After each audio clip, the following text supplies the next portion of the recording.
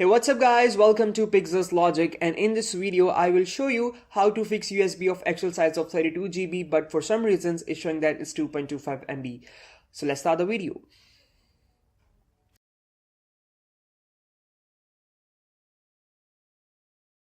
So okay, here is the USB, and you can probably see it's 2.25 MB free of 2.25 MB.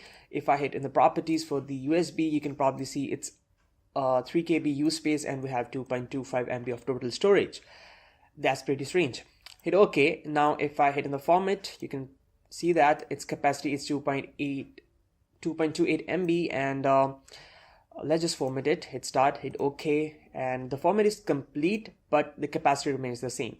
So now we're gonna fix the USB, and for fixing the USB you have to use a window command line tool that is called as disk part, and for this you have to search disk part and hit enter. It's a CMD tool, and here we have to write some commands. The first command that we're gonna write is list disk, and here are the list of the disks that are available. We're gonna select disk 2, and you can see the size here is 30 GB. That's probably 32 GB, and we're gonna select the disk. For this you have to write select disk and write the number. It's 2, so select disk 2 and hit enter. And say that disk 2 is now selected. And now we have to write another command that is clean, CLEAN, and hit enter. And it said this part succeeded in cleaning the disk. Now we have to create the primary partition for the USB drive, and for this you have to write create partition primary, and hit enter. And it created the specified partition.